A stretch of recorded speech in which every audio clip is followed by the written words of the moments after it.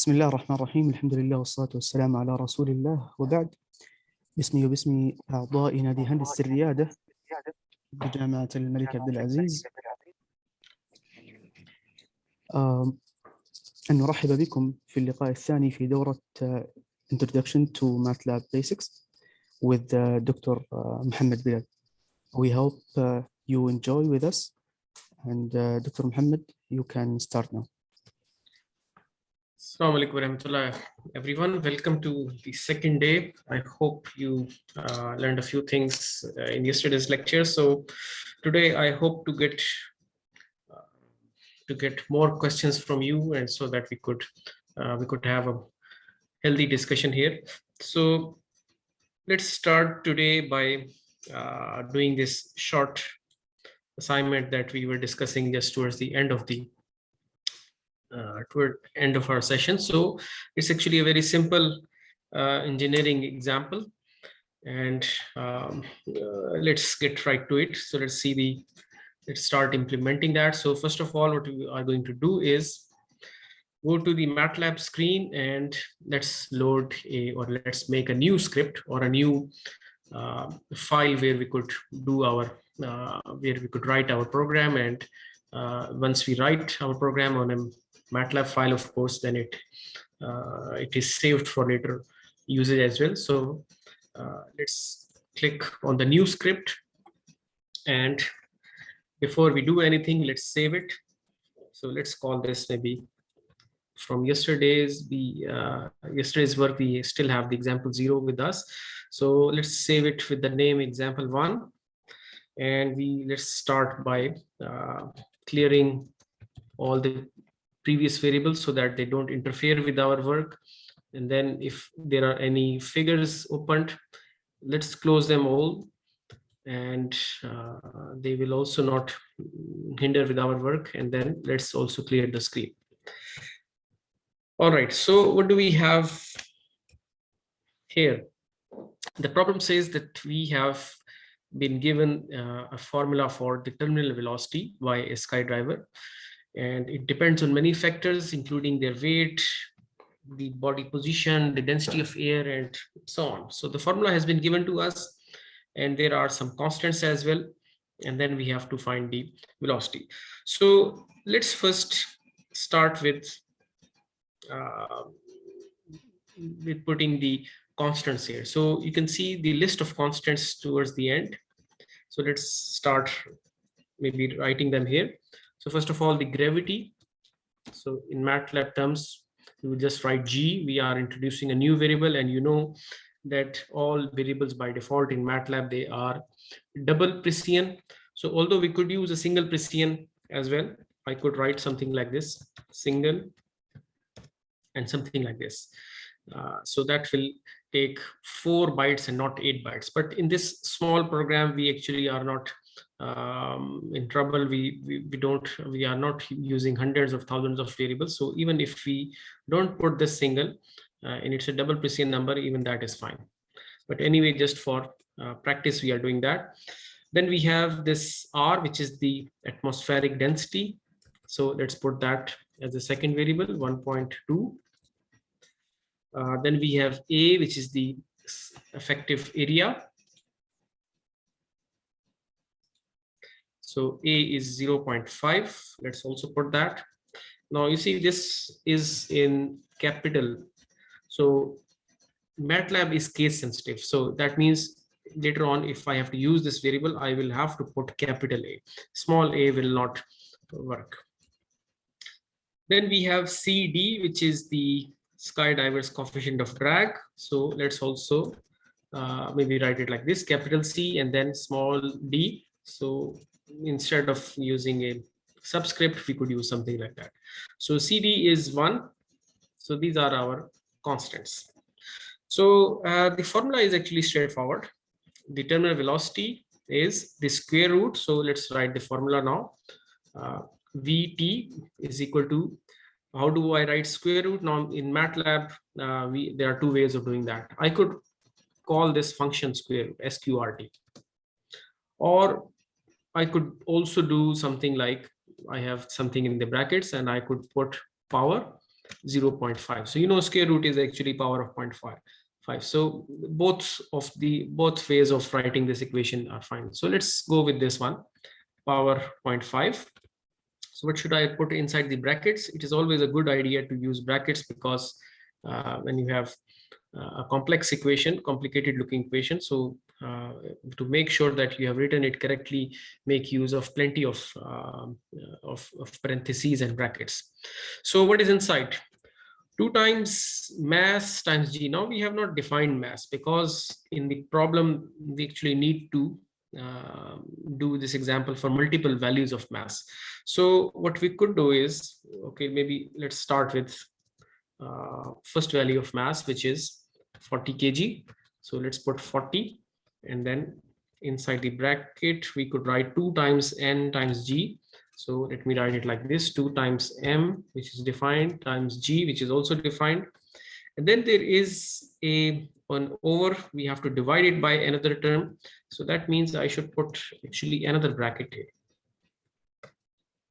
Right, so now divide by RACD. So they are also being multiplied. So it's a good idea that if I put another bracket here. So R times A times CD. So that's all. That's my formula. So let's see the result. So if I run this, I see nothing at the output. And the reason is I am calculating the result, but I'm not displaying it. So the variable here, VT, has been declared in the workspace, and you can see the value. It is 36.1478. I could also click it and see the value here, 36.1478. So if I also want to display it specifically, so let me remove the semicolon, and that gives me the answer here as well, 36.1478. And notice that Matlab has, instead of using double, it is now giving the output as a single precision variable. And why is that? Because of this G. When I first declare one of the variables as single, so Matlab then starts using single precision for all of the other variables as well. So if your program has multiple variables and you do not want to waste a lot of memory, then single precision works for most of the engineering applications. But remember, if you have a very small number or a very large number, for example, in maybe the value of mole, or if you are talking about the diameter of an atom maybe, or the mass of an atom, or maybe the distance from the earth to the moon, so then in those cases the numbers are either too large or too small. In that case, you will definitely have to probably use the double precision. But for all other earthly type of common type of applications, single precision is fine. Okay, so we were talking about the display. So there is actually another way of displaying it, and that is, let's push the semicolon back so it will not display now. But I could use this disp function in Matlab. So in disp, whatever you want to display, you could do that. So I put something like let me first just write an expression. The terminal velocity is, so that is one thing. And then I also write disp, just the value of VT. So let's see how that goes.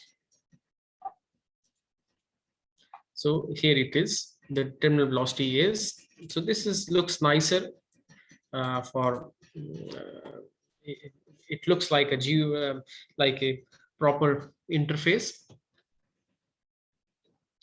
So that's one way of doing it. Actually, there is another function available with us as well, and that is Fprintf. So if I just do a quick help on that, Fprintf.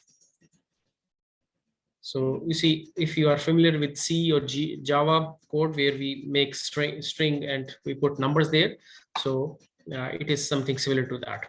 So in C or Java, we use something like this, Sprintf or printf, to make a formatted string. So same thing is available in Matlab as well. So you could do something like that. But if you are just looking for a quick display, so in that case, this function in Matlab, it does a neat job of that as well. So anyway, we have the result here. What else could we do? Now, you see, they want to give the answer for multiple values of m as well. And that is for 40, then for 80, and then for 120. So that means we will have to run this code for different values of m. So one way of doing that is we could define a function for it. That means if we want to, we have to change the value of m and then find different values, corresponding value of the terminal velocity. So one way we could do is we could make a function for that. So how do I do that? Let's go to the new script on the top left, but click the arrow instead of the plus sign. So if you click that arrow, then it says, it gives me multiple options there. So one is, of course, the script. Then there is, in recent years, they have a live script as well, which includes the, you could put your, it is a way of showing off your code to others, or making tutorials, or putting figures as well. So that is a fancy script, you could say. So let's go with the function for now. So that is a simpler, you could say, way of writing code. So let me click the function here, new function, and Matlab opens a new file with some code that is already written there. So I'm assuming that you are familiar with at least C or Java programming, and you know how the function works. So everything is here is the dummy code. So this function name is Untitled 2. And then there are two input arguments, input argument 1 and 2, and then there are two output arguments as well, output argument 1 and 2, and nothing is being done inside. So if we go back here, so we would want our terminal velocity to be calculated using using this information. So let me just copy this, all of this here inside like this. And what do I want as input? Since my m is changing, so I would want that instead of hard coding it to m is equal to 40, I would take this as input. So whatever value of m is input, the corresponding value of vt will be calculated, and this is what we should output as well. So instead of using a fixed value of m, this function will take in the value of m and it will output the value of terminal velocity. And then we should also give this function a nice name. So let's call this function as simply term velocity, or just term vel. So this is a short name for this function. And when you save this function, so Matlab will, you see, it will automatically give the name of this m file as term vel. So the name of the function will be the same as the name of file. It is important because if you don't save the function with the same name, then Matlab will not be able to run it. So by default, when you give the name and function this name, the name of the suggested file for this will be the same. So now we have saved this. So let me now just copy this part here and just place it here. And let me give the value m is equal to 40 here. So now you see it's the same code, but the part of the code which is actually calculating terminal velocity, that has been put inside this function. So let's just call this to make sure that we have done everything right. When we run this, and yes, again, we get the same answer and everything is being done correctly. So now we want to do it for multiple values of m. So what I could do is, let me change the value of m. Let's so what was the next value? We also want it for 80. So let me change it to 80. And then we also want it for 120. So let me just copy and paste for 120 as well. So maybe then we will have to, of course, display the velocity every time. So that's one way of doing it. So let's run this. And now we get different answers for the terminal velocity. We could, of course, change this a bit more. We could say that the terminal velocity is this, or maybe we could also say terminal velocity for m is equal to 40 is this. And then similarly, we change corresponding values here as well. For m is equal to 80 is this, and then for m is equal to 120 is this. So now if we run this code, we get this output. Terminal velocity for m is equal to 40 is 36.1478. Then similarly for m is equal to 80 is this, and so on. So this makes up for a neat way of calculating things for different variables. But we could, of course, do it for multiple scenarios as well. So for example, you see we are still writing this code multiple times. So maybe there is a way for doing it using a even simpler code. So the answer to that is, before actually we go there, if you select some part of the code and then you right click it and then you select this, which is the comment. So you see what happens, all of these lines, they have been preceded by this % sign. So when you do that, so this part of the code is now disabled, or you could say this part has been commented.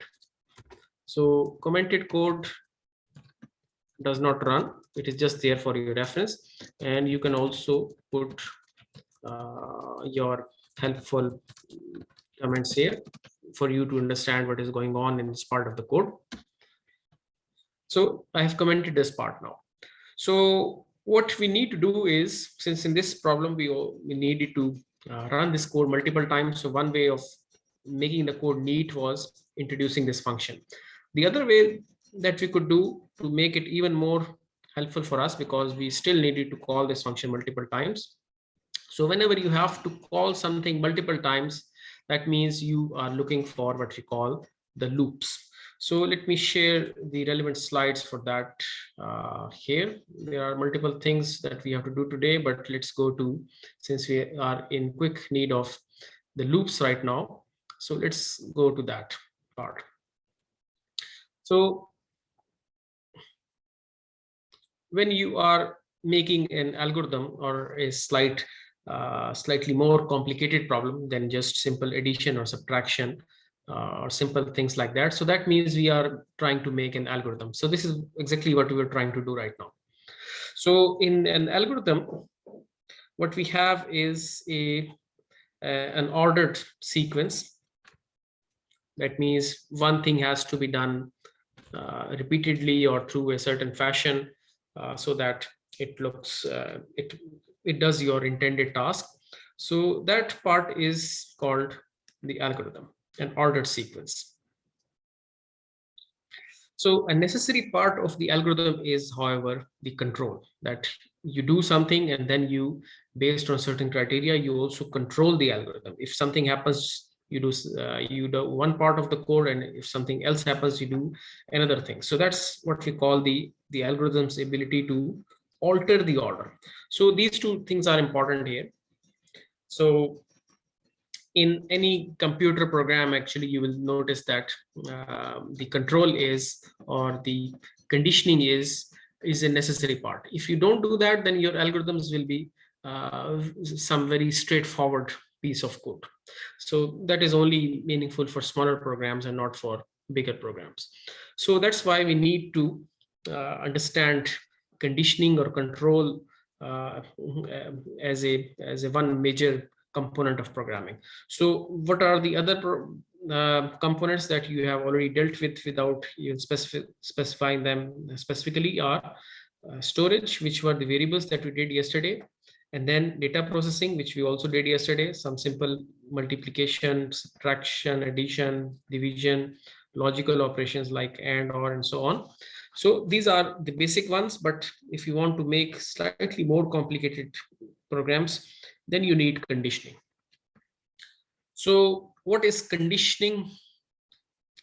That is our topic at hand right now.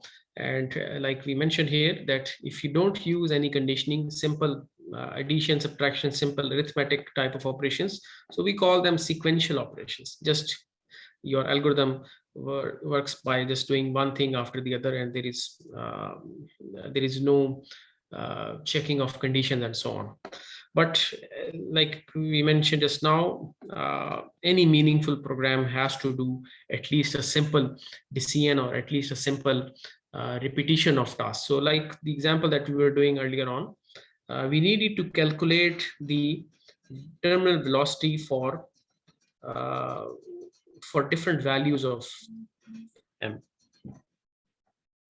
So we first had to do for m is equal to 40, then for 80, then for 120. So you see, we are doing the same thing again and again, but for different values of m.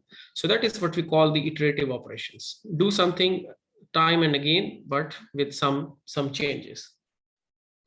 So this is what we are going to do right now.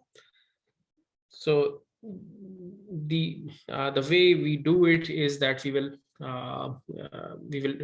pick a problem, we identify the inputs and outputs, and we will make a sort of a small algorithm for that, and then we will see how MATLAB can help us implement that algorithm. So you are probably already familiar with the flowchart techniques and the pseudo-coding techniques. So they are akin to when you are building a house. So the first thing that is generally done is you make a blueprint for that, a map for the house, and then you make, based on those schemes for the house, you actually construct the house. But somewhere in between, you also have the procedure to do that. So that procedure is what we are going to look at right now. So generally speaking, whenever we write complex programs, we first make a flowchart, so that we first run the algorithm on paper, and only when it works on paper, then it will actually work on the computer as well.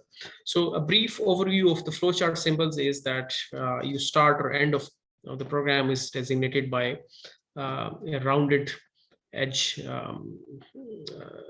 diagram like this one, and then you have some computations. They could be simple plus, minus, multiply, divide. Then you have, of course, the inputs or outputs. No program is without inputs or outputs. So inputs and outputs are designated by this parallelogram. And then if you have to make a check condition, some decision to make, then they are represented through this diamond shape. And when you are joining two or more things, then we use circles. And then, of course, the arrows dictate how your data is flowing through the algorithm. So this example is actually a bit more complicated. So before we go to that, let's go back to the problem at hand, that was using finding the terminal velocity for different values of mass here. So m is equal to 40, then m is equal to 80, and then m is equal to 120. So what are the inputs here? So we start with, so let's make a small flow chart for this program. So we start somewhere. Then we input a few things. So what do we input? So the inputs in this case, some of them are the constants, like we mentioned, the drag coefficient or the area. So let's not call them inputs. Let's say that they are the constants that are part of the algorithm. The inputs in this case are, we want to find the values for all of these m is equal to 40, 80, and 110. So you could say the mass, the array which is containing these values of mass, that is the input here. Then we will have to process it. So for processing, we have the this rectangle here, which will process it. And then we have to make a condition? So here we have a condition. The condition is that we start with the first value of m, which is 40. We process it, we calculate the terminal velocity, and then we also maybe display it, and then we check that all the values of m that we wanted to calculate the terminal velocity, have they all been exhausted? So we check the condition here, that are we done? Has our processing completed or not? So if the answer is no, that we have only started with m is equal to 40 and we still have to process it again, so we go back.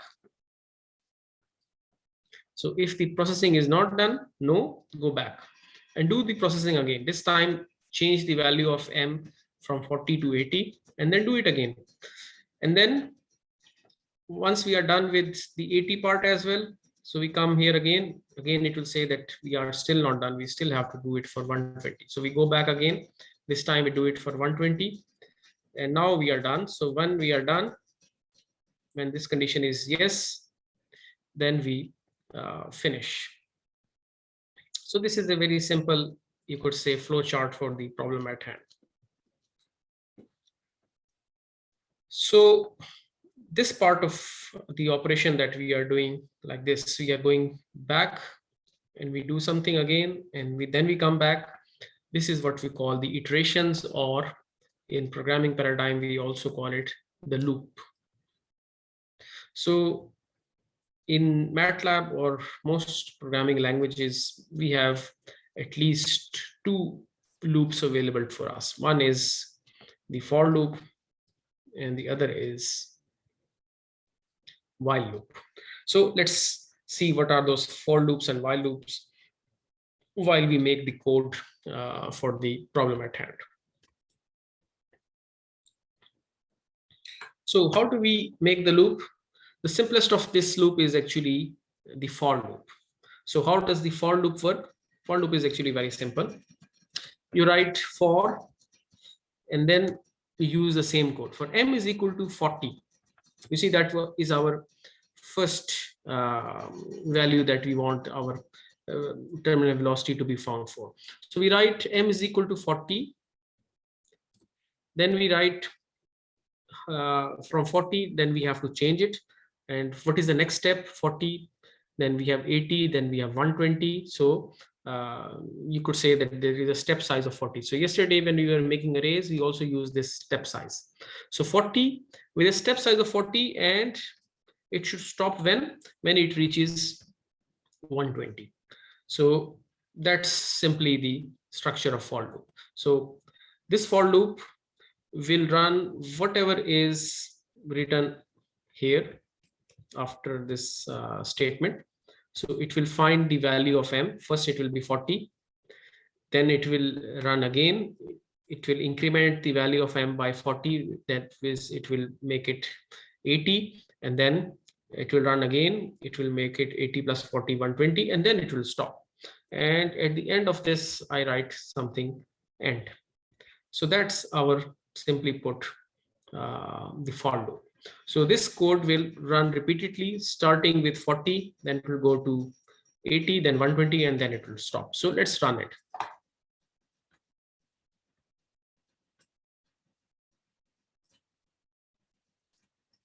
So this is how we get the results. So results are same, but the problem is this statement, it is saying m is equal to 40 all the times. So although the value of m is changing, but since this part of the code here, you see we have hard coded that.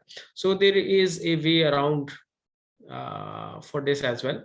And that way around is, again, if you could use the Fprintf statement. So let's go with the Fprintf statement, which is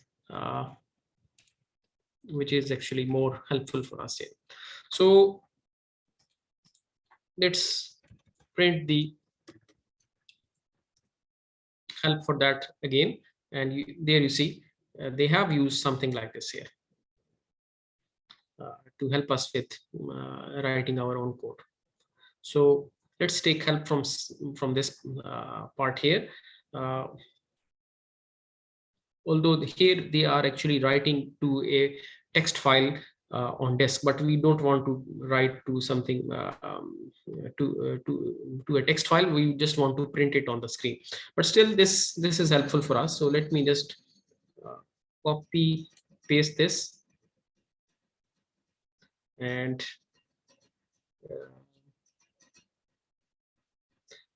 actually just to make sure that I'm getting this right, so let me just write this code on the on the command window here. So the variable that I have here is m. So let me just write. You see, for writing the numbers here, it says backs.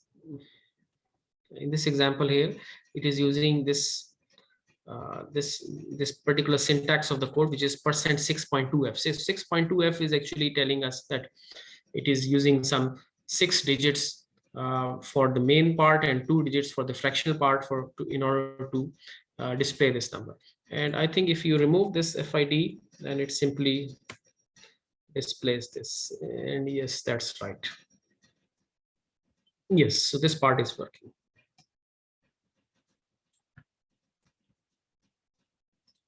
So let's go there. Let's write this.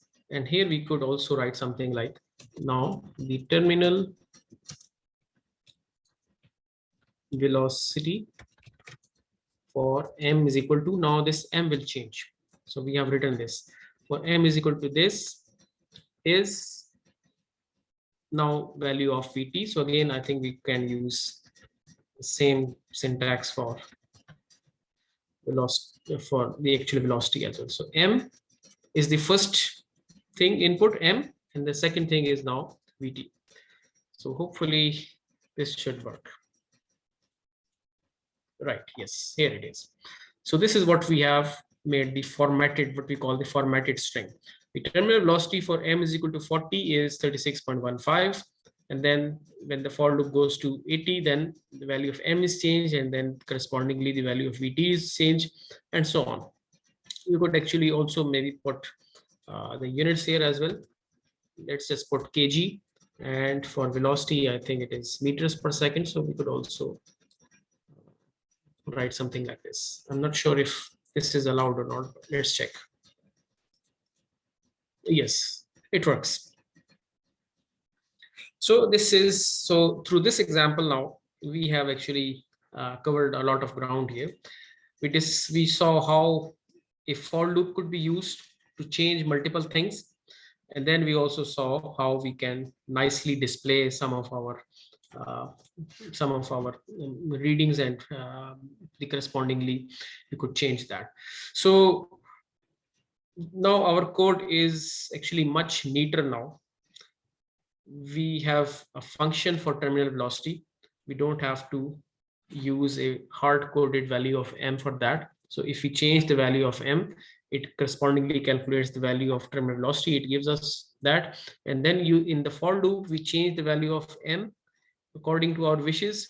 We get the value, and then we print that value as well.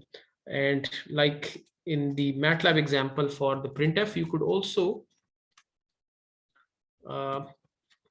you could print the same information to a text file as well. So I will not go into that right now, but if you later on decide to use this function, so please get this help and see how you could write the same information that we have done here. We could write that to a text file on hard disk, so for your for any future reference that you may need that. All right, so what else could we do? In the same problem, it was also mentioned that maybe try to plot the graph of terminal velocity against mass for mass 10 to 250 kg. So don't display it, but display it as a graph. So see, we could see that how when the mass increases, how does the terminal velocity increases with that, or maybe decreases with that. So for that, what do we need? Now for plotting, yesterday we saw that for plotting we need actually 2 arrays, one for the x-axis and one for the y-axis. But here we are not getting the arrays. We are doing it as a for loop. So there is, however, a solution for that as well. That solution is, let's say, so let me comment this code for future reference. So let me remove this part here, and let me comment this part again so that we don't overwrite anything here. So what do we do is, according to this statement, plot the graph of terminal velocity against mass for m is equal to 10 to 250. But they don't specify the step size, so we could assume any step size. So let's first make an array from 10 to 250. So if I don't specify any step size, then it will be by default 1 kg. So that's all right. We could assume one step size of 1. So that is my X array. But now what will be the output here? That has to be calculated through the terminal velocity. Now, our function that we have made here, it could handle one of the one value, but can it also handle an array as well? That means if m is an array, so does this give us the output as an array as well? So let's see. So if I just call this function and input this as the same as array, so now m is not a single value, but now it is an array. So let's see if this function is capable of doing that. So here it says no, incorrect dimensions. And the reason is actually obvious here. M is now not a single number, it is an array. And when you do that, what we are doing is, now this M is an array, and then we are doing this power thing, and the same thing like before, like we discussed yesterday, the same thing is happening now. So there is, however, a simple solution, and that is, since we want the operation to be element by element, so we just put a dot here. Actually, when we multiply by constants, so multiplication by constants has no problem. So the error here is not coming because of the multiplications, these multiplications or these division by constants. The problem is arising because of the squaring thing here. So if we just replace it by this dot, so this should solve the problem. We do that, and yes, we have, these are the values of m going from 10 to 250, and the corresponding values of Vt, they have been calculated for each of these values. And you see, we did not even have to use a for loop. It is just done by Matlab. Matlab realized that this m is a, so let me write that as a comment. So this is an example of Matlab processing a full array, and we don't have to use a for loop like we're doing earlier on. So this is called, since array is also a vector, so this when you write code like this so that it could process a full array, that is called Vectorize Code. And Vectorize Code is computationally, it is faster than for loops. So you could do the same thing using for loop like we did here as well, where we did that for using the for loop, but you could do it like this way as well. And now we can also plot it. So let's do a simple plot. On the x-axis we have m, and on the y-axis we have Vt. So let's just plot it. And here we have the output. So on the x-axis we have mass, on the y-axis we have the terminal velocity. So now we could actually change a whole lot of things here on this plot as well. So some of those you could do using code as well. So for example, if I put title here, so you could put the title. So I could write the title as mass versus actually it should be terminal velocity versus mass. So terminal velocity versus mass. So let's put the title, and you see it says at the top terminal velocity versus mass. But instead of using code, you could also do a few things here as well. So property inspector, or you could click the axis and do things like that. So if I click this part here, property inspector, then there are a lot of things that you could change on this graph as well. So let me change a few things here. First of all, let me maybe change the font so that it is a bit more visible. So 10, let's change it from 10 to 20. And the axis is now a bit more visible. Then there are ticks. Ticks is we are going from 10 to 250. So this is MATLAB has automatically given us ticks between 0, 50 and so on. So we could actually change that as well here. So we could say that ticks should be maybe it should be same way maybe. So 10 to 250. So maybe, but actually it now becomes 2. So for each one of these, this will be actually difficult. So I think a good idea is to go by a step size of maybe 20, 10, 20 to 250. So I think that is a bit more manageable. Okay, but now I have somehow messed this up. Is not going back. So let me write it again. So 10 to the step size of 10 and to 50. Still not going back. So this thing could happen. So anyway, I should not have changed that here using this. So let me try my hand here. So from 0 to 100, 0 to 100, because that's the maximum value of 100. So MATLAB automatically decides these max and min values based on the inputs. And then actually one more thing that we could do is, someone mentioned yesterday grids. So we could also put grids here as well. So grids, sometimes when you are plotting a graph and you are interested in knowing particular values, so you could have a grid here as well. So when I include that and we exclude that, so you see there are some fine lines that are printed in the background. And then there could be a minor grid as well. Minor grid is a very fine grid. And as for the labels, X labels could be separately done here. So right now, actually it is X label is, we could simply write the mass in kg. So we could do that.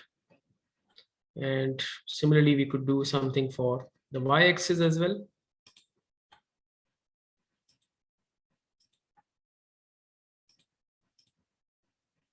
So labels, X label is done. We could similarly do the Y label.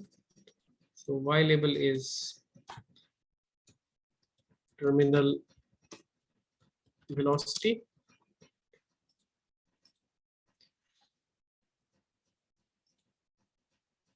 What else could we do?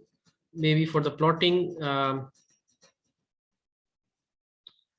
maybe we can change the line size and so on. So let's see what else could we change here.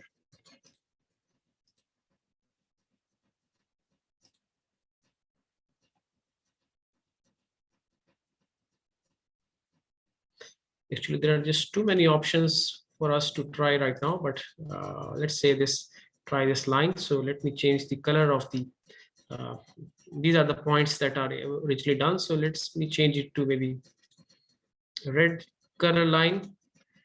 And the markers are these points here. So right now there are no markers. So you could have maybe circles here, or maybe the diamonds. And you could also change the size of this marker as well. So you see that there are just too many things that you could try. And if you want to maybe export this to some documents, so let me do this. So edit, copy figure, and let me open a new Word file. where I could just go paste special and just paste this as a image. So this is how you could export your MATLAB figures and put them in your document as well. All right, so that was an example where you could use the vectorized code.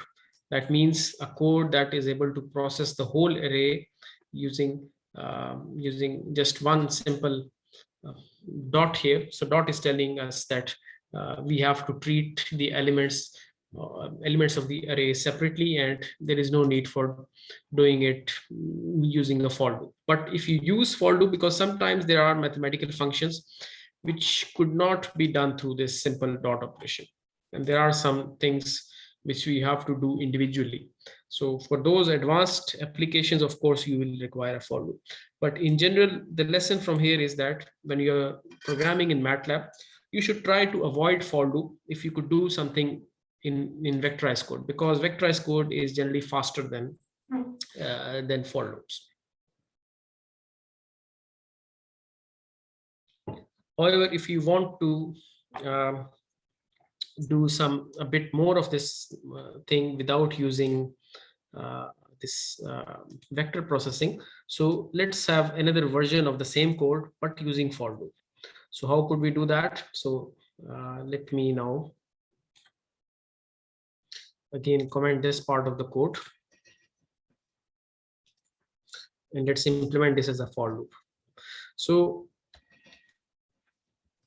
we have an array,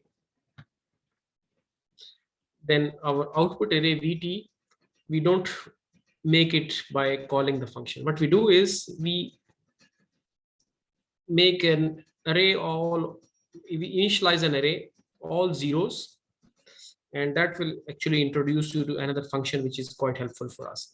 So zeros, the size of m. So a lot of things are being done in this one line code. So what are we doing? We have initialized an array for which will ultimately contain the terminal velocity, and they are all zeros initially. And how many zeros? The size of m. So what is the size of m? So let's run this code and see what do we get. So when we run this code, m is of course the same, going from 10 to 250 like we intended it to be, and VT right now it is all zeros. All zeros, and the size of this, look at the size here.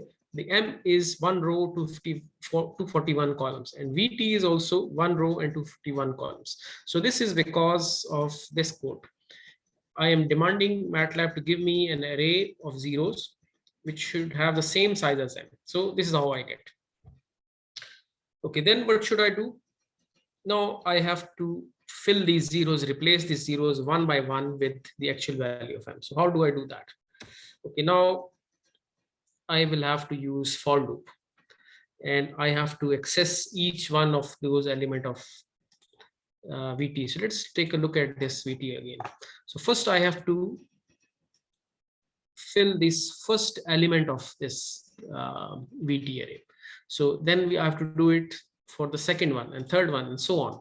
So I have to keep on doing it till I reach 241. So that means I have to access each value in M, and I have to correspondingly calculate the value for VT. So for that, let me introduce a variable. Let's call this the index I. It should start from 1 and it should go till what? Till 241. So start from 1.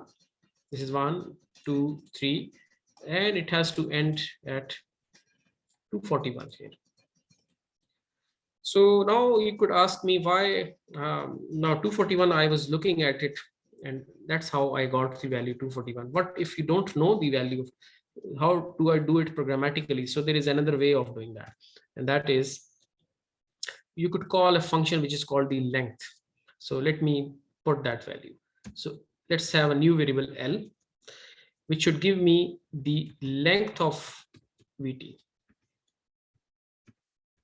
And then I put L here. So 1 to L. So this for loop should go from 1 to L. So let's see what values do I get for L here? So you see L is now 241. So that means the length function is giving me the length of L. So coming back here inside the for loop, now I will go from 1 to L. And if I put something like this, M brackets I. So yesterday we saw we can access each every element of the array by putting first the row and then the column. So now there is only one row. So you could write something like this: one row, first row, because there is only one row, and then I write column. Column is I. But since there is only one row, so there is actually no need to write one as well. You just write mi and it will access the proper element here. So I access the first value of mass from that array. First value is 10, and then there are corresponding values with the step of 1. So anyway, this is what we have here. And then we call the function for terminal velocity, which is this one.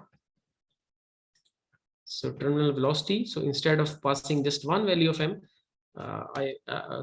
instead of giving a fixed value of m, each time this function will be called, a new value of m will go in based on the index that I'm giving it.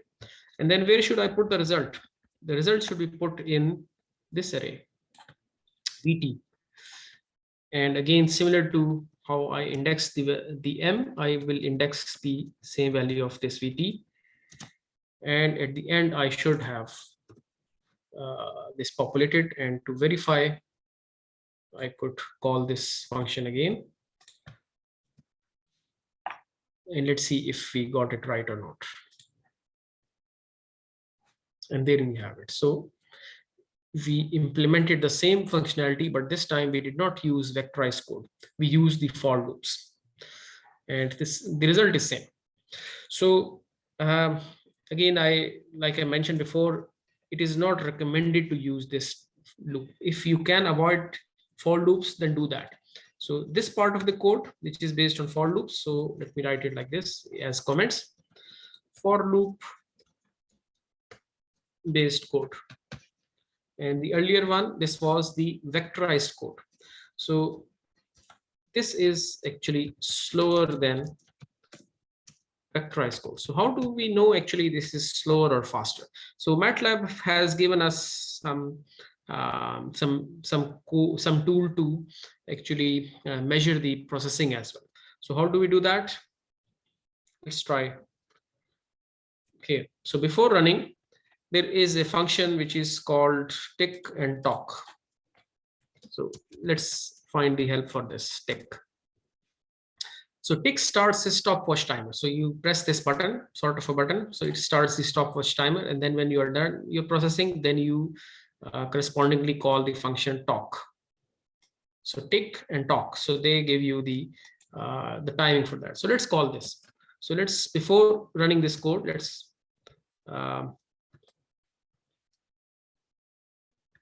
let's write tick, and then at the end we will write talk. So similarly, we do it here again, and we write tick first, and then after the for loop, we write talk. So let's run this code and see what are the timings. And here are the timings. Elapsed time. So this function, this output is from the talk function. So you can see here, elapsed time for the first code, vectorized code, is 0.004 seconds, which is 4 milliseconds. And for the for loop based code, it is 7.5 milliseconds. So almost actually more than double time is taken by the for loop. Now you could say that still it is 7 milliseconds. So 7 millisecond or 4 millisecond, it doesn't really matter. But in this array is only 241 bytes long, or sorry, 241 elements long. If you have hundreds of thousands of elements in the array, then this will become quite meaningful. So that's why whenever you're writing code in Matlab especially, try to avoid for loops because they are slower.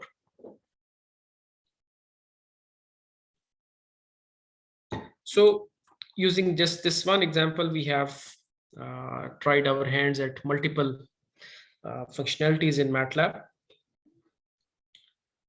And now you could do the second part here as well, that you could plot now multiple graphs of terminal velocity against mass for different values of R, A, and CD. So let's try this now. So this was this graph. So let's now go back to our Vectorize Code, and let's not use the for loop based code. And let me also comment this timing functionality. So just get back here. This is the terminal velocity with respect to mass. Okay, so now the question is, now we also want to see the effect of different values of R and A and this as well. So that means back here, I should change the value of R as well. But how do I do that? So let me comment this part here. R is equal to 1.2. So now I will pass this on as a function parameter. So the value of R is 1.2. And now I am setting it outside the function. So let's run this again just to make sure it is still working. So yes, so R is now 1.2. So this part of the function I get for, you could say R1, first value of 1.2. So I am passing this value as here. And then let's also call this array as VT1. So let's change the value of R1 now. Let's change it to maybe 2.4. Let's double it. So let's call this R2 now. And let's make another array of terminal velocity. Let's call this VT2. And this time for the same masses, but a different value of R. R is again, what is R? R is the atmospheric density. So if the atmospheric density changes from 1.2 to 2.4, so you will get another set of terminal velocities. So how do I plot them now? Now we have two of them. So VT1 and VT2. So there is a simple way of doing that. You just write M again, and then you write VT2. So in the same plot function, we just write something like this. So let's see how or what we get. So the blue line, now we get two curves here. First is the blue and the second is red. So blue is for the first one, which is VT1, terminal velocity 1, and red is for terminal velocity 2. So now on the same graph, we have now the effect of mass as well as the atmospheric density. And we could have actually another one of these as well. So let me have R3. Let me change it to maybe 4.8 now, or maybe 3.6 because there's a step size of 1.2. And let's call this VT3, and let's call this is R3. So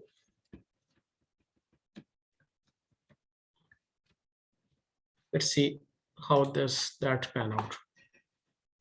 So now we have three different plots: blue for when the atmospheric density is 1.2, red for when the atmospheric density is 2.4, and finally when the atmospheric density is 3.6. So we can see the effect of atmospheric density, that as the atmospheric density is increasing, our terminal velocity is actually decreasing, but it is not decreasing by a lot. So we can see there is a trend of saturating. And then we also have the effect of mass as well, that even the mass increases, the terminal velocity increases. So now using these two things, we have now we have a pictorial view of how the two parameters are affecting the terminal velocity. Actually, there is something more that we could do here, and that is the legend here. So let me type the help for this legend here. So legend is, it will plot creates a legend with descriptions. So simply, let's just call the function legend here. We already have that value here. So legend is first label, maybe let's call this R1. Let's call the second one R2, and then let's say R3. So if I call this function legend, so now you see on the same graph, now I am getting R1, R2, R3. So actually we could plot the actual values as give the actual values as well. So first value was r is equal to 1.2, and second is 2.4, and the third was what was that, 3.6 or something. So if we change that, then the graph looks like this. So now you have a bit more trend. Now you could, if you export this file, this graph to the world here. So now it makes up for a nice graph which you could put in your technical reports. So again, you could put the X. I've not set the X labels and Y labels here. You could also do that programmatically here. So let me put that code here. 1.2, 2.4, 3.6. And then you could also say X label. X label is mass in kg. And then we have Y label, which is terminal velocity in meters per second. So when I run this code now, so everything is done programmatically. And now let me copy this figure, paste it here, and there you have a very neat diagram which you could put in your technical reports. All right, so let's move forward. Let's move forward to some more complicated algorithms, and let's see what else can we do with for loops or other types of rules, like other types of loops, like for example the while loop, and what we could do about the further conditioning, if else, and so on.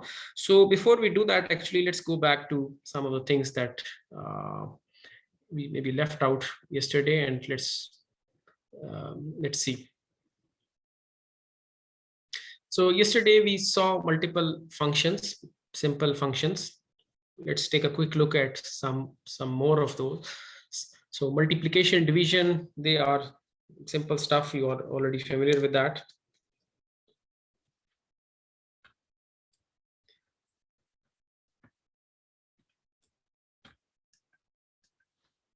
So what more could you do after multiplication sign? Division sign, they are very simple ones, like in any other programming language. Plus, minus, power sign we have also seen, which is takes the power. And then when you are writing the power of 10, sometimes you have to write a very large number. So the way to do that is 1ex. So please don't confuse this e with the exponent. Exponent is, if you want to write, let's say e power 1.2, so that would be exp 1.2. But if you have to write, let's say this number, which is 100,000, so a short way of writing that is 1e5. And if you have to write a small number, short number, 0.001, so that is 1e minus 3.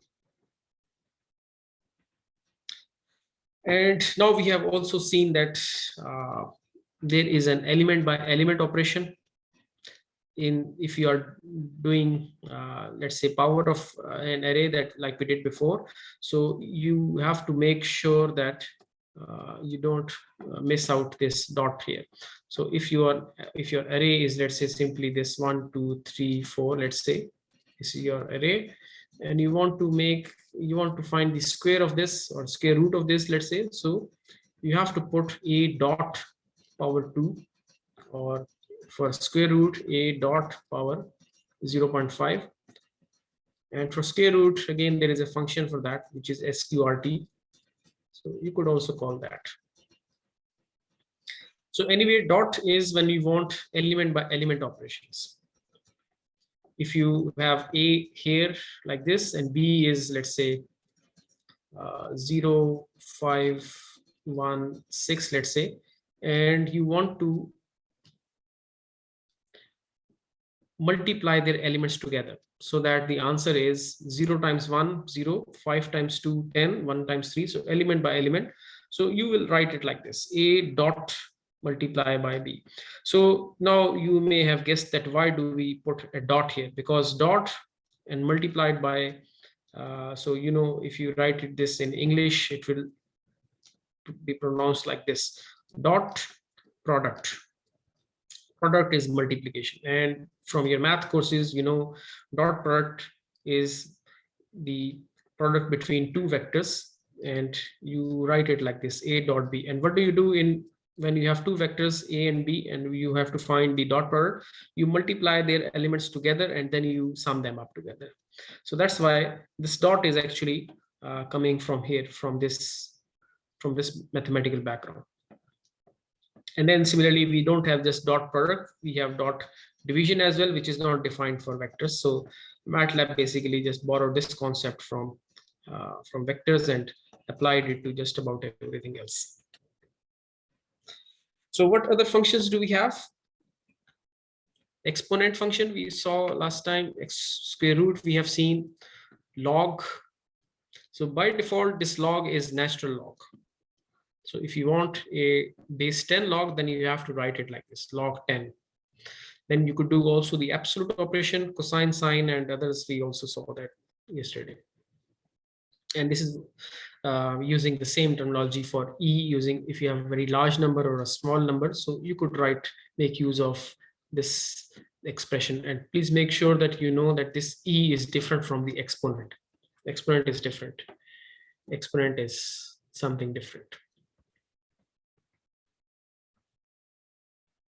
And parentheses or brackets, they are absolutely necessary when you have a more complicated function to look to write. So please make sure that you write plenty of parentheses. So what other helpful functions you can use? Ceiling. It is like the rounding, but to nearest positive integer. So for instance, you could write, if you have 3.5, let's say x has 3.5, so it will be rounded to the top. That means it will be rounded to 4. And if you have a number 3.1, so ceil will also round this to 4. Then you have a fix, which will round to nearest 0. And then similarly floor, which will round to nearest integer towards infinity. So if you use floor on this one, so you will get 3. And same with this as well. And the rounding is simply round towards nearest integer. And if you wish to know the sign of the variable, then you could call this function sign, which will give you a 1 if it is positive, and it will give you a 0 if it is negative. And these other display function we have already seen. There is another one which is, you could call, instead of writing it, instead of hard coding your inputs, you could also have the user ask for the input. So x is equal to input. So let's maybe quickly do this here. So if I write let's do it on this code here. So let's have, instead of getting R1 and R2 and R3 hard coded, let's do it like this: R1 is equal to input, and let's please input the value of R1, and then similarly for R2 and R3 as well.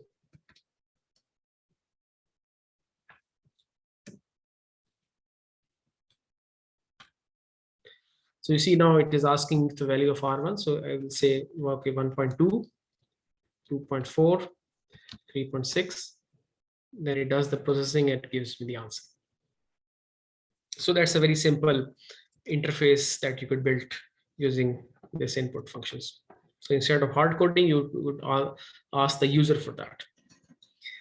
Then we have already looked at the length function, which gives you the length of the array, which is quite handy at times. Then you could find the max value in an array and the min value in an array. So by default, they work on the columns. So that means maximum value in a column and the minimum value in a column that is given to you. The size gives you the full, that also be used in one code snippet. So it will give us the full size of the array, not just the length. So the difference between size and length is that length gives you the same information, but it finds the maximum value, whether m or n. So the length is basically the same thing, but the maximum of m and n.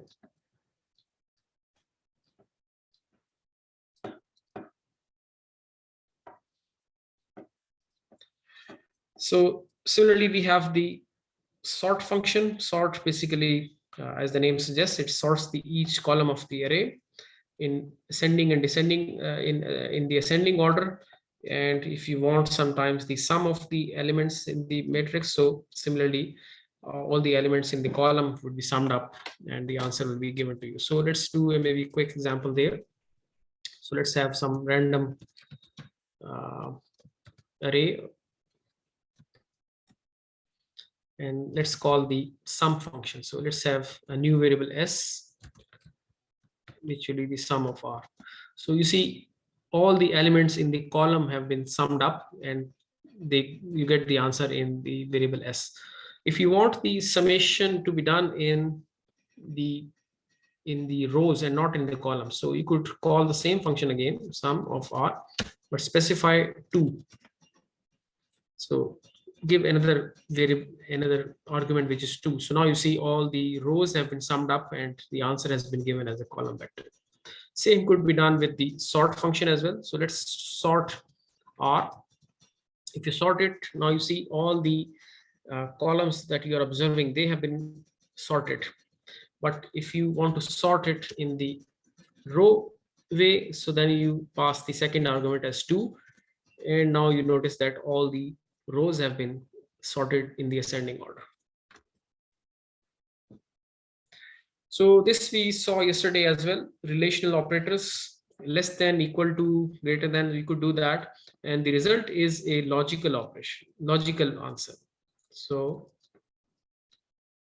if let's say x is 5 and y is, let's say, 10, and you issue the command x less than y, so you see, since x is indeed less than y, so the answer will be logical 1. So the answer for these operators is logical, which could be 1 or 0, true or false. You could similarly check for equality or non-equality. So these are some very helpful mathematical operations.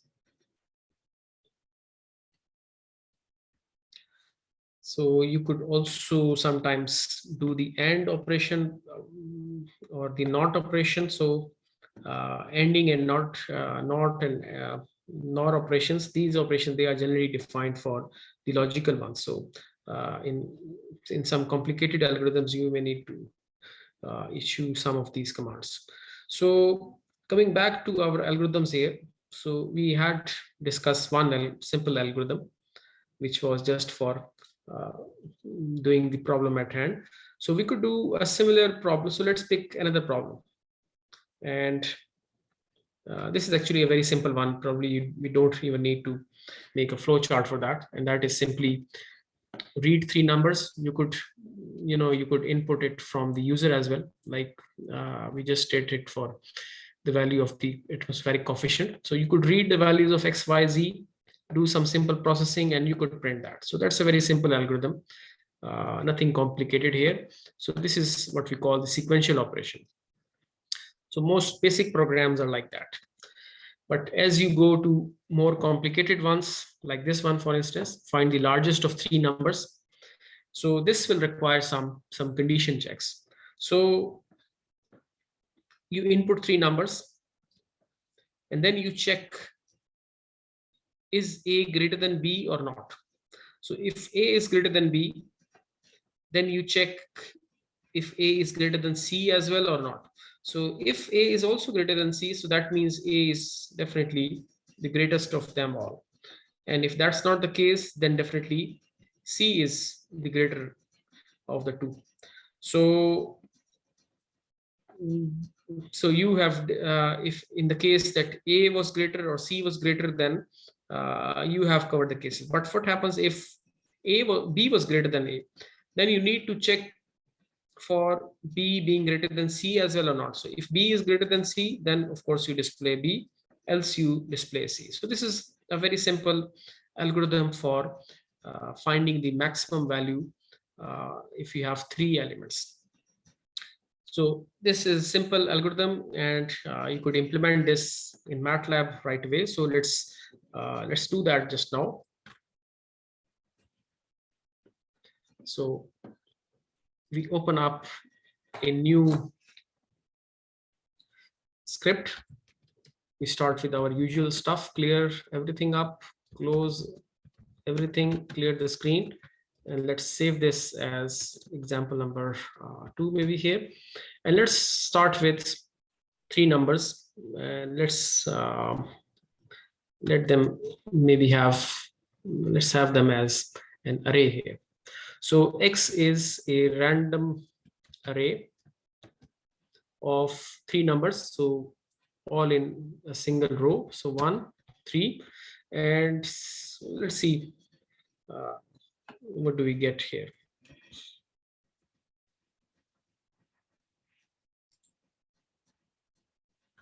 All right, so when I run this, I get an array of 3 numbers, which are, you know, random numbers. They always give us values between 0 and 1. So let's maybe use a bit more of a few more functions, and to make the example a bit more spicy. So if I let me multiply this by 100, and then I also round them up. So now you see, now we will get 3 numbers which will be between the range 0 and 100, and they will be integers. So there I get it. So this is how you can use the random function in multiple ways to get random numbers in different ranges, and you could also get integers as well.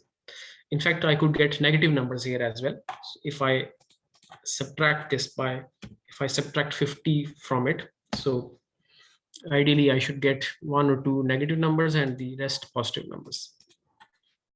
But here they are all positive here. So you see multiple times, you run multiple times, every time you get positive and negative numbers. So anyway, so these are these are my X values. So let me write now a function, a new function, which will sort, actually not sort, the problem at hand was find the maximum value or the largest of value. So let's call this function find largest. So the input is the array X, and the output is, let's call this number capital M, and let's save this. So you see Matlab will automatically set the name as find largest, and let's call this function here. So we'll input X and it will find the largest value. Okay, so now let's implement the algorithm that we just saw on the slide. Say input 3 numbers. We have already input 3 numbers as random numbers in an array. So let's check ABC. Now instead of ABC, we could say that the first element in the array, second element in the array, and the third element in the array. So A is the first, B is the second, C is the third. So let's check if A is less than. So in Matlab syntax for if else is very simple. You write if, then you write the condition. So ideally you should put that in brackets. If something is true in this condition, in this case, what is the condition? A is greater than B. So what is, in order to be consistent with this example here, let me write that as A is equal to the first element of A, X. B is the second element, and then C is the third element. So I have now introduced these 3 variables so that we could write everything related to this example. So if A is greater than B, so let's write that. If A is greater than B, what should we do? We should check again if A is greater than C. So you see there is now another condition, if A is greater than C. And what happens if this is also true? Display A. Here we are not displaying, here we are just setting the value of output. So the output is M. So M is the output which is greatest, and in this case it is A. So instead of displaying A, we are setting the output value as A. Then what should we do if this is not the case? So you see we are here right now. If that is not the case, then the output should be C actually. So if this does not happen, then the MATLAB syntax for that is else. If A is not greater than C, then M is C, which was the case here. And then we end this. So if, else, end. Then let's go back here. If A was not greater than B, then what do? Then we go to the else part in this case here. So if A was not greater than B, then we write the else code here for the second case. And again, we check the condition for B greater than C. So a similar thing like this. So let me just, instead of writing everything again, let me just copy and paste.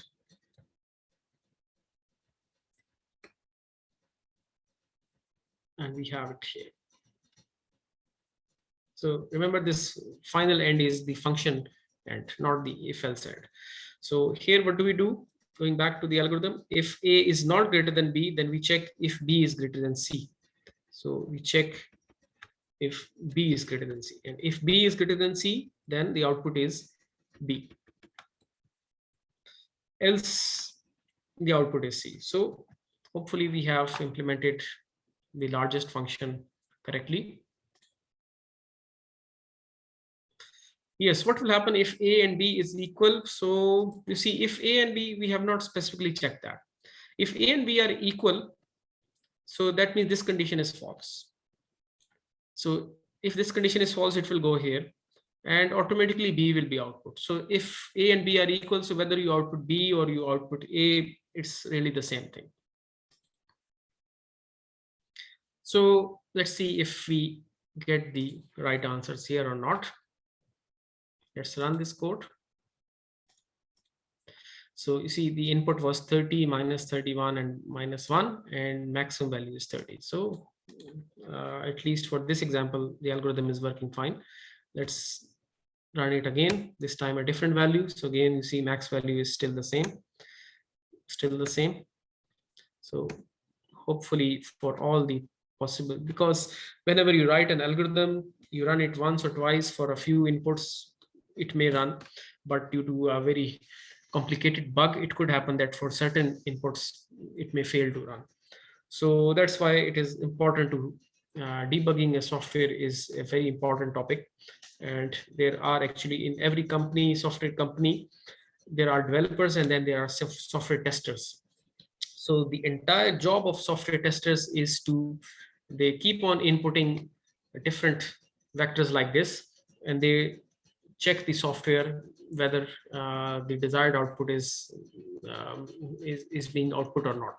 So debugging is such an important part that a whole new engineer is hired just for testing.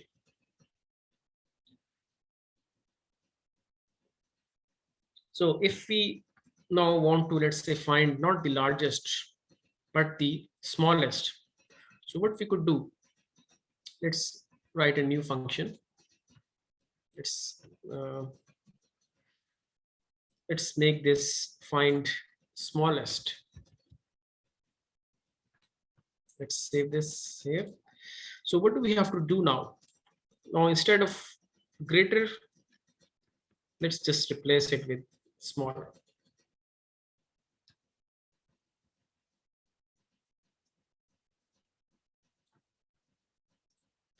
So find largest and then find smallest, and let's have it n here to make it different from m. So now we are getting the smallest value and the largest value.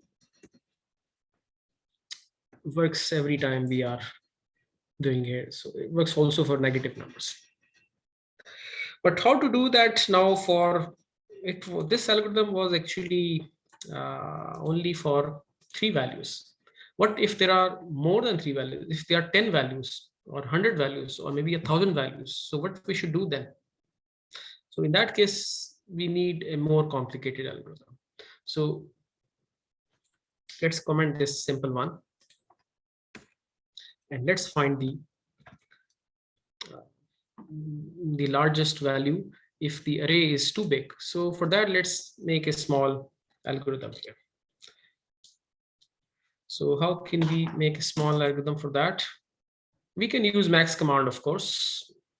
Of course, that's not the point here. So max and min, of course, they are going to give us the answer here. So yes, max and min, they are working. But the purpose here is that we were trying to implement algorithms. So point is not that Matlab already has the functions for max or min. Point is how, if we have an algorithm in mind, so how do we actually implement that using if-else conditions or for loops or while loops and similar to things like that. So that's the point here. Otherwise, we have already discussed yesterday at the very start that Matlab has probably at this point in time, it has a solution to every engineering problem you have. So you just have to write minimal code and it will help you do that. So that's not the point. Point is that when you have a new algorithm, something you have developed an entirely new algorithm and now you want to maybe use Matlab for that task. So you will of course use components for that using built-in libraries in Matlab, but of course you also need to know how to implement your own algorithms. So that's what we are trying to do right now. So yes, so excellent idea. We will use loop the counter and check by using if. So we could do that. So what we can, let's maybe spend some 2 minutes maybe making the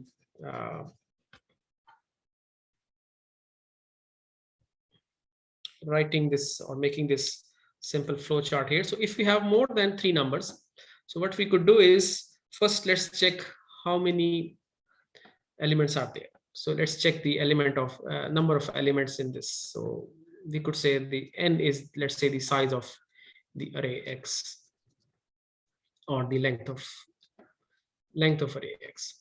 Then your array is, let's say, like this. So that's the first element. Then you have the second element. And then you have the last element n. So you start from here. And we are talking about the largest. So initially we initialize our max number, let's say, as a very low value. Let's say we put that as -infinity, that this is our initially our guess for max value. So of course there can be no number which is less than that. So that's a good value of initialization. So we initialize our max value as -infinity. So any number is of course greater than that. So here we go to the first element, whatever that value is, we check it against our current best estimate, which is m. So we check this, that if our current estimate for the max value, is it less than the current value or not? So we check that.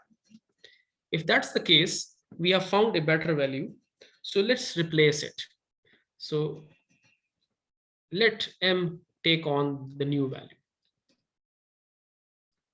And we do it for all the elements. So there is no else part here. So if, and then it should end here.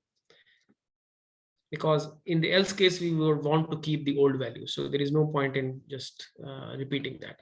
And then we should do it for all the values. So that means we have to run the I from 1 to n. So we start from 1, we go all the way up to n, and we keep on checking our current estimate. If it is current estimate is indeed greater, then we do nothing. But if it is not, then we replace. So let's implement this simple algorithm here. So start with the current estimate. Let's start with -infinity. And need to know the length of this array. So again, L is equal to length of X. Then we start our for loop going from 1 to L. And now we check the condition. If our current value of X, which we are accessing through the index, if it is greater than M, then set the new value of M as Xi. And that's it. So that's the simple code that we need to run. Let's see if it indeed gives us the right answer or not. So let's run this. And yes, seems to give us the right answer. So since this was a very small array, so 3 elements, so why don't we have now a big array?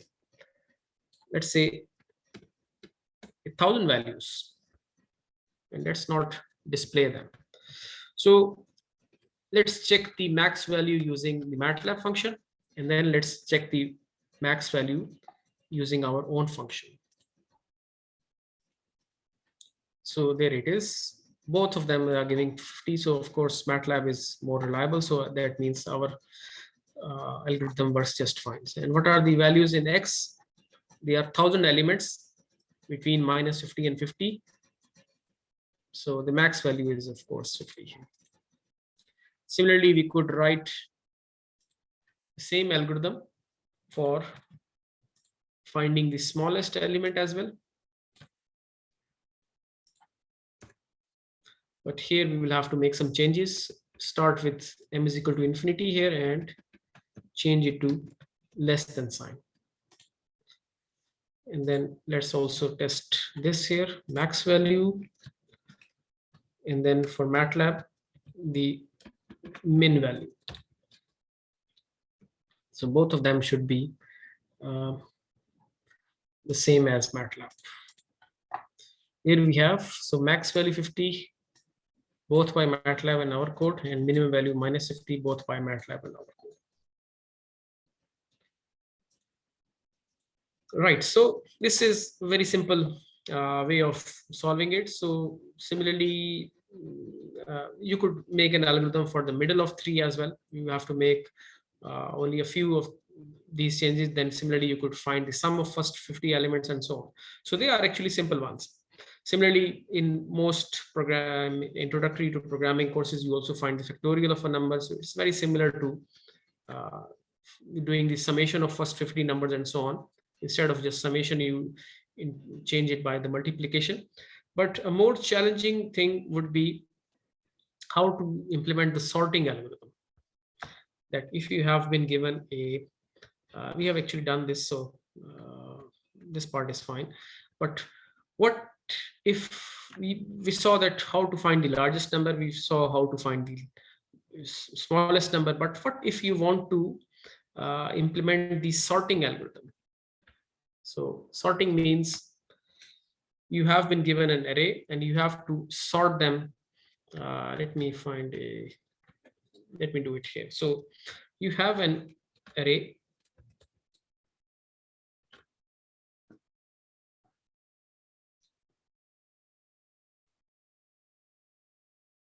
Like this.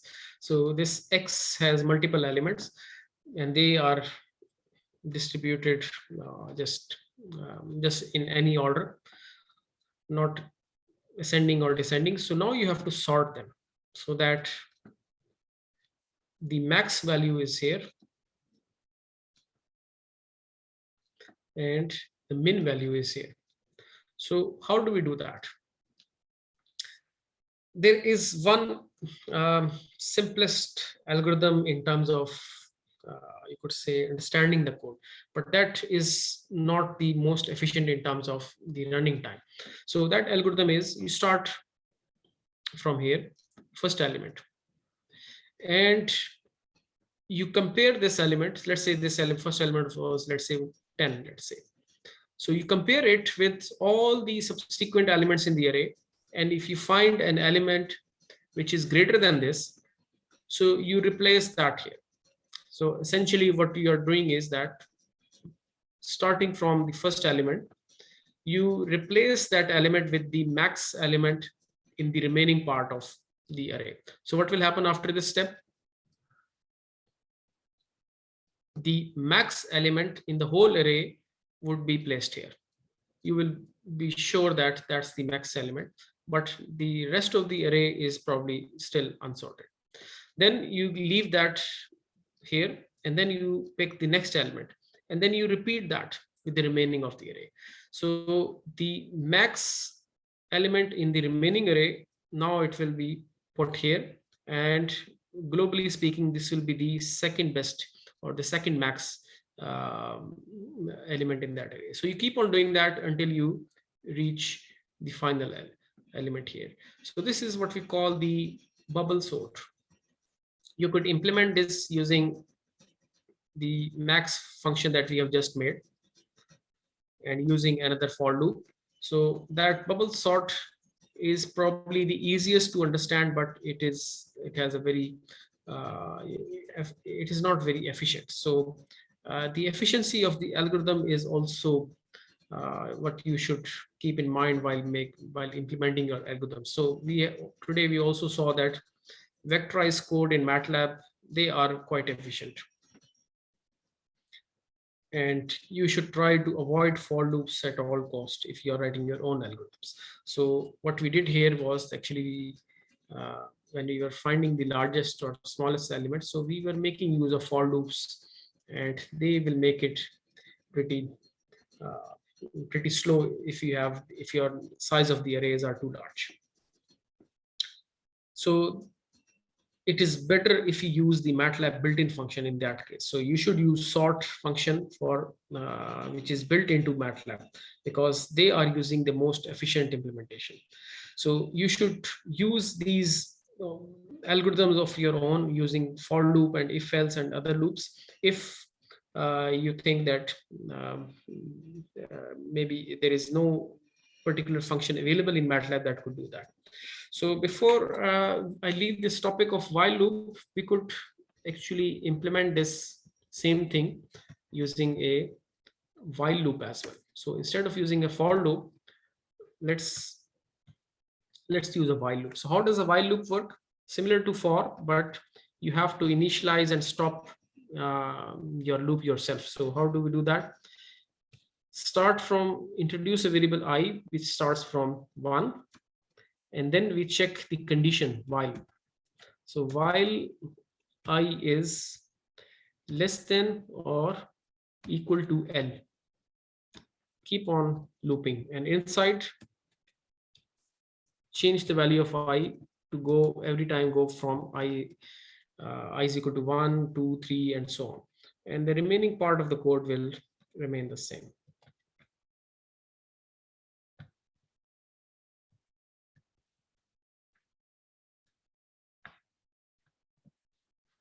So in the while loop, you put the condition yourself, and you have to, if you are incrementing the variable, you have to increment that yourself as well. In for loop, that was being done automatically for you. So that is sometimes more meaningful for us in certain cases. So let's run this again to see if this is running correctly. So yes, it seems to be. All right, so I had announced this yesterday as well, that two hours per day for 2 days is by far not the sufficient time to cover everything in Matlab. So I have tried to cover the absolute basics in Matlab programming. So for the remaining 10 or 15 minutes or so that we have, I would like to ask you for any particular questions that you may have, and we could try to address those. So please ask away if you have any questions.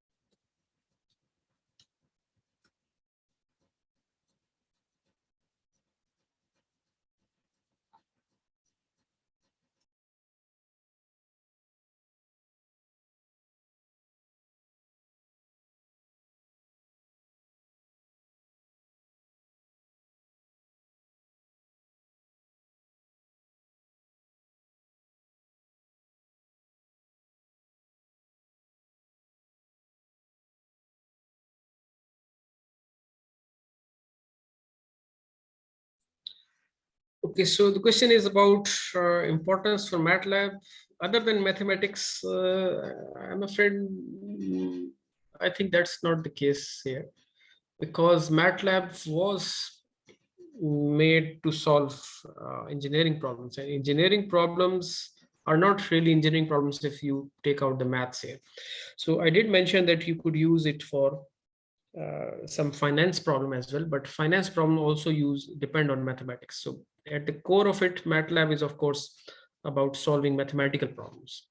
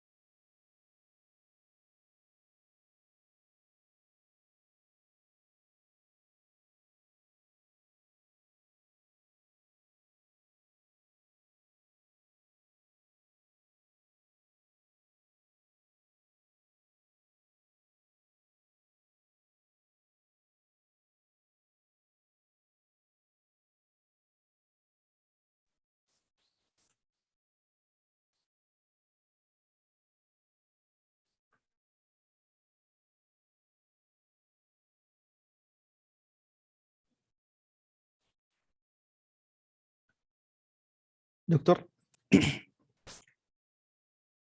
Yes, please.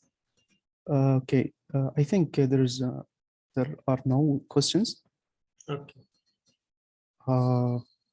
We appreciate you, Dr. Muhammad, for presenting the benefits to your students for two days. وأيضا نشكر لكم جميعا حسن الإنصات ونأمل استفادتكم. ورابط التسجيل سيرسل الآن إن شاء الله، والدورة سيتم إرسالها عبر اليوتيوب قريبا بإذن الله، علما بأن اللقاء سيتم إغلاقه بعد دقائق نظرا لوقت صلاة المغرب.